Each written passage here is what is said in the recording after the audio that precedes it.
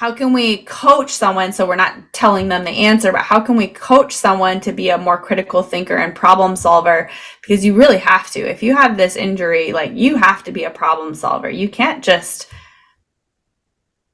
expect that all the answers are going to come to your lap very clearly. Like, you have to advocate for yourself, you have to do your own research, you have to be creative, all that kind of stuff. So like, how can we as movement practitioners also coach someone on the development of their problem solving skills in addition to all the other things that we're doing?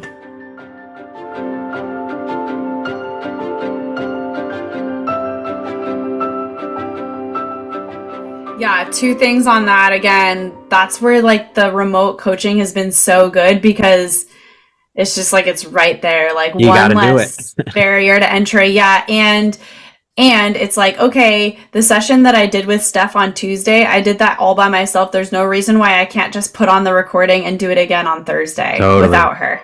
So I think that's part of it. And two, I love what you said about reducing.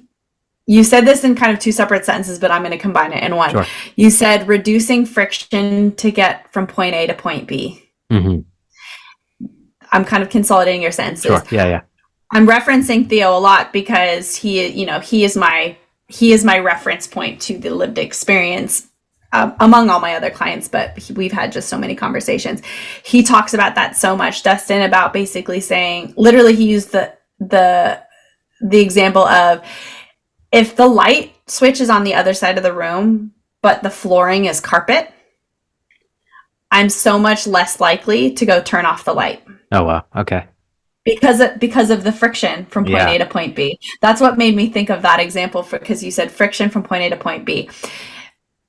I think that this probably applies to a lot of people, no matter what situation Totally. you are in. But if there's something that can make your life 1% more in control, or easier, or better, I don't know what people are waiting for. Like, if Yeah. putting that pull tab on your zipper is going to make it easier, like, why are we talking about this? Yeah. Like, It's like, yeah, people need things like that. permission. People need permission to be able to do things. And I don't know why all of a sudden they give up so much control over their life simply because they had an injury. Yeah, yeah. Yeah, I mean, ego. I think we talked about the ego too. Another interesting thing that I'm observing this right now, and I have to figure out how to approach it in conversation, but I do have one client that she's pretty functional, like, all things considered. But when I'm asked her to, say, grab a pillow to prop her head up or whatever, she will call her caretaker from the other room to say, hey, can you grab that pillow for me? Or like, hey, can you move the computer to that spot and over there? And in my head, I'm like, girl, like, I know you can go grab that pillow yourself. It's going to probably take less time, to be honest, than your caretaker coming all the way from the other side of the room.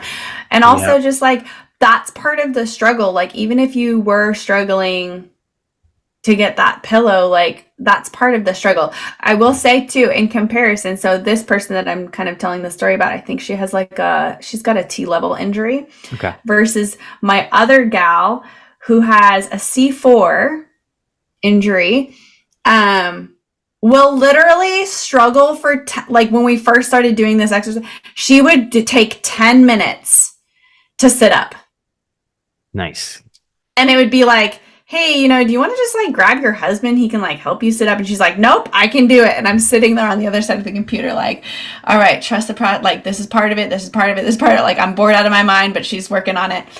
And, it'd be like, okay, now we're at the end of the session. We're not going to actually do anything in your seated position. We've ran out of time. But like the idea then that, I know that we've kind of tangented off of, hey, let's position things to make them easy. But even if they aren't easy, let the struggle to make them happen be part of the learning experience. Like you said, crawling around. Like let's just, like, let this crawling situation be part of the experience of me learning how to be a better crawler. Yeah. I've had some situations like that where I'm like, all right, let's do this thing, and the person's just struggle. And at first, my inclination is to go, all right, let's try something else. But over time, I've realized like, and again, like, oh, can you get me this thing? And I'll tell them like, no, don't help them. I've gone to see clients on the continent, and the person's like, hey, can you bring me this thing? And no, hey, by the way, caretaker, you're not responsible for being their shepherd. Like you don't have to go get things for them. In fact, it helps them if you don't help them. Make them do things. If they want a bowl of cereal, I seen you crawl in class. Crawl your ass over there and get a bowl of cereal. Crawl fast, or else you're going to have soggy cereal, but go get your own damn cereal. Well, it's too high. Great. Let's reformat the kitchen so that the things you love are in a good place. But like, it really is to everyone's benefit if the person can actually go through the struggle, if they can learn to do things by themselves. So I think as the person sitting over here, all right, let's just sit up. Here we go. Yeah. Yeah, Yeah. sometimes it's hard, but good on you and good on that person actually for having the integrity to be like, nah, this is my game, and I'm not gonna put Yeah. my stuff on somebody else. Yeah. Yeah. There's a Shout out, time Julie. for it. There's a Yeah. time for it, certainly. Yeah. Yeah. And going back to kind of like setting up your space, this is where it's kind of like, oh, sorry, I don't want to, You got to I get don't jamming. want, no, no, no, no, no, Oh, no. I was going to say, this is where as practitioners, that wear a lot of different hats, right? Like I'm not going to say that I am an OT by any means, like mad respect for OTs and the schooling and everything that they do, but there is a little bit of that hat that we wear in terms of like figuring out someone's space to make it make it work for them. And I think both of us have a little bit of that creativity in our mind to be like, okay, yeah, like it's not that hard. Just like figure out how to MacGyver it. Like yeah. I grew up with the term MacGyver used like every single day in my Hmm. household. And so like I've kind of like grown up that way, but I know not everyone does, and not everyone has that that problem solving brain. Sometimes I'm just like, come on, people, it's not that hard. But then I remember like, okay, not everyone has this like innate problem solving skill that I literally grew up with. But how can we coach someone, so we're not telling them the answer, but how can we coach someone to be a more critical thinker and problem solver? Because you really have to. If you have this injury, like you have to be a problem solver. You can't just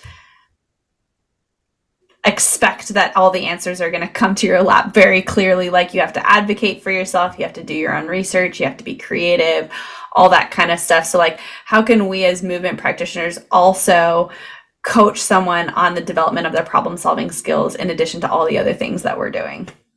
Hey guys, real quick, while we're on the subject, if you or someone you know has a spinal cord injury, then this book is for you.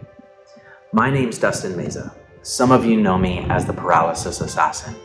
Many of you have probably never heard of me, and that's okay. But I still wanted to connect with you today, and I wanted to share about my book that is on pre-sale now. 12 years ago, I had a spinal cord injury, and it was devastating. It was the most devastating thing I've ever gone through in my life. My body shattered, my career felt shattered, my relationships were shattered. You know what? I even lost my home. I was homeless. And so I know what it's like to be absolutely wrecked from this injury. I know what it's like to try desperately to move your body and have nothing happen. I know what it's like to not be able to go to the bathroom on your own or even be able to feed yourself on your own. I know what it's like, you guys. I've been there. I know what it's like to want to get out of that wheelchair so damn bad that you push and push and push and absolutely nothing happens. I've been there. And that's why I wrote this book. I wrote this book because in my 12 years of research and recovery, I had the fortune to be able to meet, train, and even travel with some amazing healers, with some amazing practitioners of movement arts and of Eastern medicines. I wrote this book because I remember what it was like being in ICU and searching for answers. I remember what it was like to be so many years out and feel like, dang, what kind of direction can I take with this thing? What kind of strategy can I put together in order to make the most out of my recovery? Because of my teachers, I was able to develop strong foundation in order to recover. Because of my teachers, I was able to apply a consistent strategy that over the 12 years of my recovery have helped me to reach a level of rehabilitation so rarely seen with this injury. And that's why I wrote this book. I wrote this book because I wanted to share these insights with you. I wanted to let you know that you're not alone in this journey, and I wanted to provide you the footsteps of healing, rejuvenation, and recovery. So if you've had a spinal cord injury and you're looking for new strategies, then this book is for you. If you have a spinal cord injury and you're looking for a little inspiration, then this book is for you. And if you have a spinal cord injury, and you just want to have a fun adventure and maybe just get outside of your wheelchair, if only in your mind, then this book is for you. I tried to write this book in a way that is both fun, compelling, and functional. I tried to write this book in a way that is both an adventure and a bit of a manual. So I hope you'll go to my website today. I hope you'll pick yourself up a copy of Paralysis Assassin, Healing Spinal Cord Injury with Ancient Warrior Wisdom. I hope you'll do this today, because this book might just very well provide the answers that you need to take your recovery to the next level.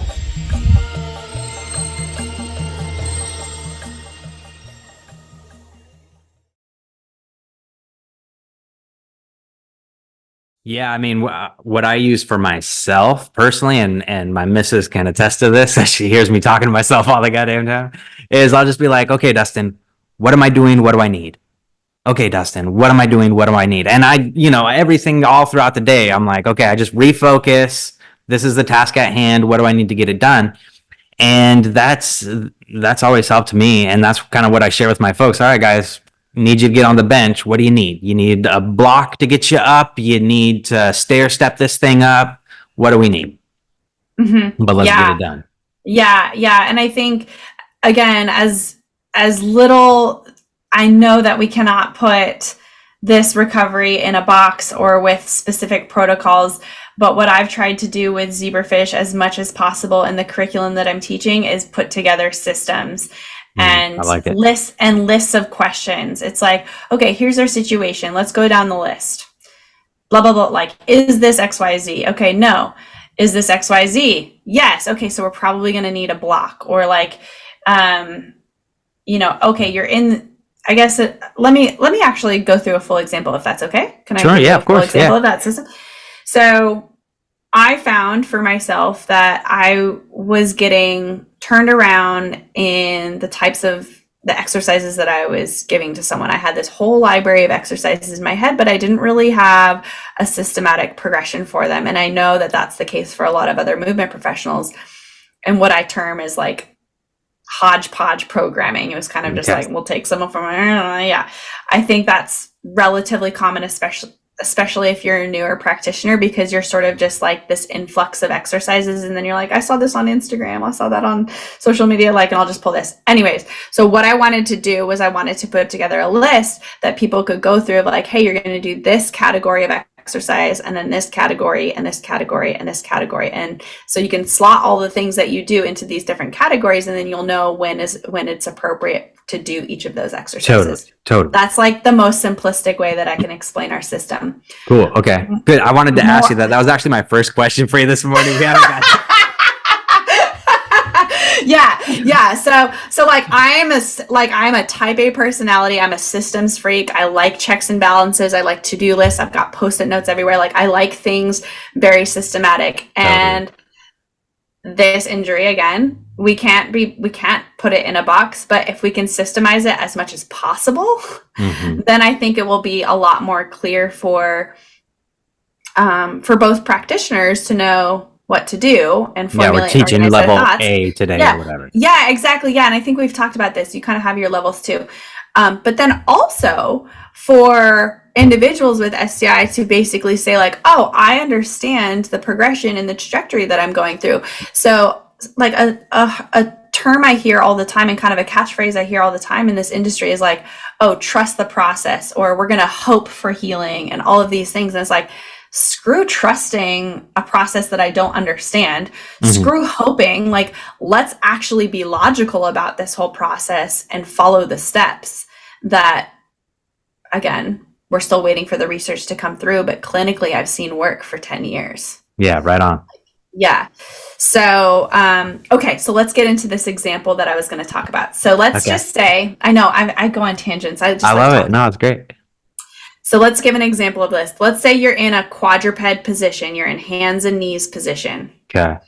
And in your brain, you're like, oh, I could do this exercise. I could do crawling, blah, blah, blah. And it's like, hey, let's pull it back a little bit. Let's be progressive about how we're going to go from just holding a quadruped position to crawling, because we all know there's a lot of steps between those two.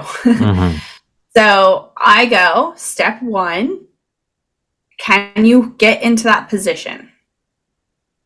With and different ways to get in there.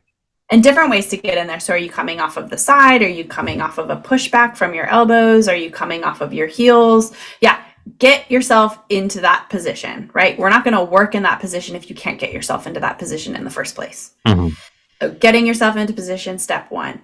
Step 2, can you hold that precision? Can you hold that position with certain element? Whoa, what's going on there? If you do a double thumbs up, you get fireworks behind you. That's cool. Yeah, I'll show you. Oh, I don't get them. Oh, maybe you haven't upgraded. Here, wait, do this one too. We're interrupting my thing. Oh, you get what? Come on. You gotta Is this a Zoom feature? No, you gotta upgrade your computer. I don't know. Do you have a Mac? I got a Mac. Yeah, upgrade your Mac operating software. It might work. Okay. That's pretty cool. That's fancy. All right. I don't know if you want to keep that in the podcast. I think so, man. It sparkles it up a little bit. For those of you who are just listening, we're talking about the animated features on Zoom right now that happen when you make hand gestures. Okay. I don't have that upgrade yet, but I think I need it. Yeah, this one is awesome.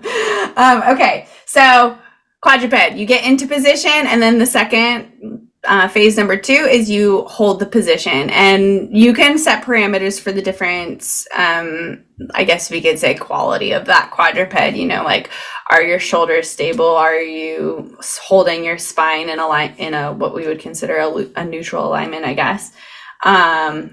Yeah, can you hold that position even through distraction? So turning your head, eye movements, telling a story, can you still hold position? So that's, once you do that, okay, check. Let's move on to step number 3.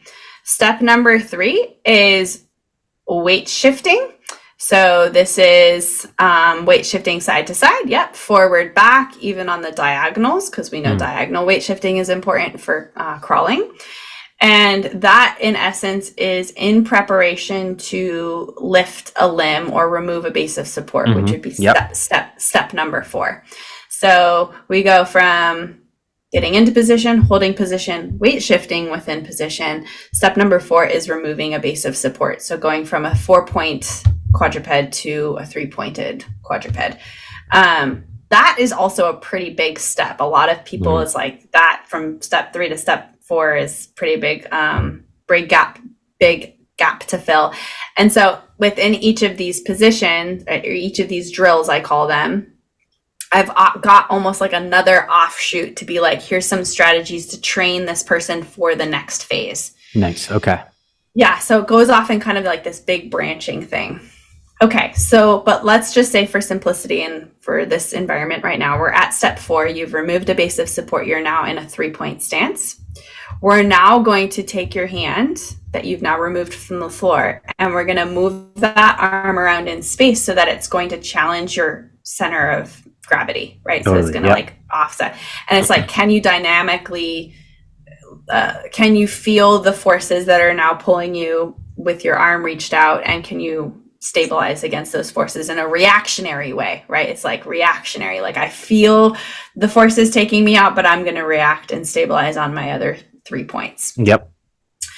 And then the last step, phase 6, is moving that shape through space. So Okay. that would be then the crawling. So it'd be like, can I move my hand up and down, and maybe even remove another base of support and then actually move my body through space. So again, that's just one example of I've streamlined my exercises, or like categorized all my exercises into like, okay, this is like quadruped step 4B. And then in my notes, I can be like, oh yeah, you're in quadruped 4B. And then my client knows, oh yeah, I want to be at quadruped 5. Like drill number 5. And then they know that they've progressed. Okay. These systems and the progressions that I've given, they both clarify for me like progress. Mhm. They give objective values to something that is quite subjective. If I you like think it. about it. Yeah, No, it's and a great where system. and where the increments of progress are so small sometimes that we need to still recognize them, but how do we name them, and then also know like, okay, this, we've graduated then to the next step. Yeah, get the client to tune into that. Yeah, I like it. That's a great system. And did you come up with that, or is this something that you learned? yeah, no, I came up with that actually. Really? Like, I mean, not obviously not the positions of motor development and then the neurosequencing, But the and stuff, system of but sequential yeah, thought. but I kind of found myself, as you said, I'm like, working one-on-one, I'm teaching the same thing over and over again, but with slight variations on each case. And so I just kind of just said, oh yeah, I need a system for marking, where they're at in their progression, both for my notes and then also to help them see where they are in the whole series of everything. Mhm. But really, I think what made me put all these systems together was when I was starting to teach my approach to someone else and to like Okay. more Yeah, groups yeah. of people.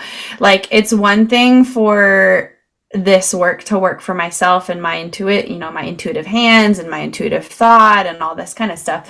But it's another thing for me to teach it to someone else and then it still work. Yeah, duplicatable system. Yeah, a duplicatable system. And I think at this point, or at least in the United States, people really like lists and really like, they're like, they're like me. Like, they really like lists and they like protocols and they like things that they can follow on a template. Yep. And I just found that, hey, follow the, like, and I say this to all my students that come through the courses. I say, look, there's asterisks to every single one of these systems. You're not going to be able to replicate this textbook version that I'm teaching you. Right. With This is the any ideal. client, with any client for that matter. Yes. And I said, but try to learn the system. It will organize you.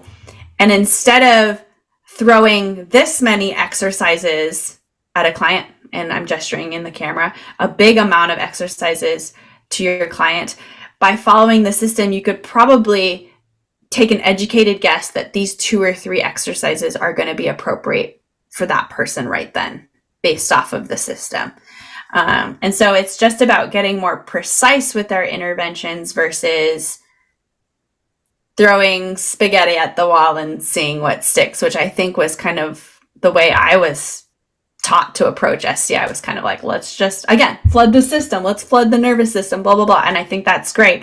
But at some point, we need to get more precise with the interventions that we're using. Nice. I like it. Especially when you're working one-on-one. I think when you're in a group setting, like, you're laying the land and you're like trying to give everyone at least a little bit of something. But when you're working with the one-on-one and the specificity that requires, it's like, yeah, let's get super precise. I like it. Yeah. And my teachers took a kind of a similar approach with me. I mean, the system has been around for a while, right? So we just duplicate the system and I'm just a product of that, right?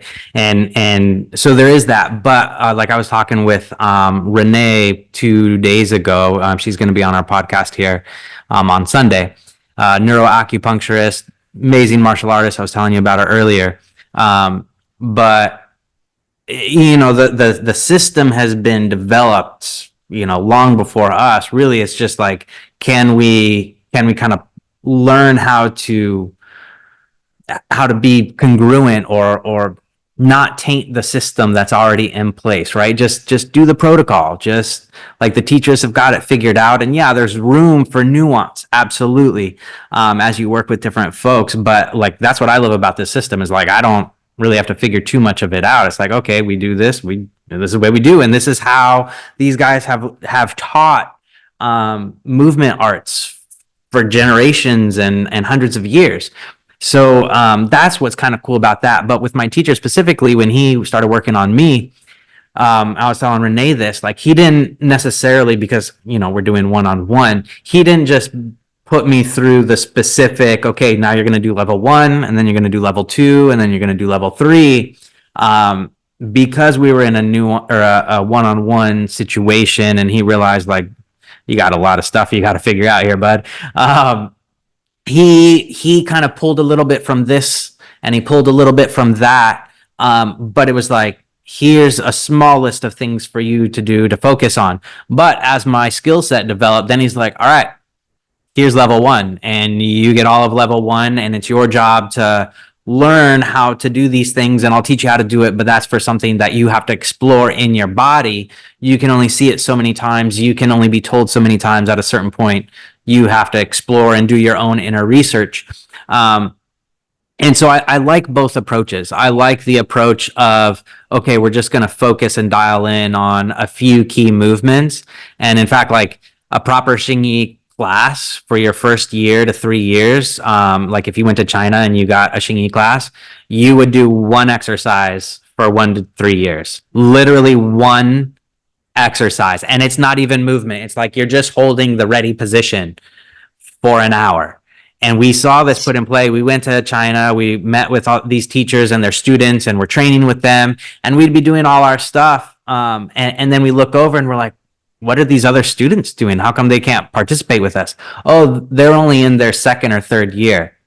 Well, how come they can't? Like for us, you know, in America, we like the rapid change up of things, right? We get bored with the same one thing. But these guys have a level of focus where they could just hold these postures, switch, you know, but the same thing for a year, 2 years, 3 years, and they recognize the value of that very consistent, very specific motion. And the people that stick with that program of very fine, you know, attunement, they usually end up with a level of power and prowess that the other methods take a little bit longer to develop. So there is something to be said with a sincere level of focus and very precise movement. The challenge in America is that so many folks need a constant stimulation. And so with the American school, our system is a little bit more dynamic in that, like, we have a very complex system of systems. There's a lot of different movement arts within the school. And so every level has so many different, you know, movements or postures that, you know, it takes a little bit of time to learn. But with that, you could be doing the same level 1. Like I'm 12 years out or 10 years out of working the same, like level 1, level 2, level 3. But it's like every time I go to level 1, it's brand new to me because so much growth has taken place. So there's something to be said about nuance, very specific, you know, focused motions. And there's also something to be said about putting your body through like a whole lot of different articulations, because every time you come back to it, there's a new level of access gained. Yeah. So I like both sides.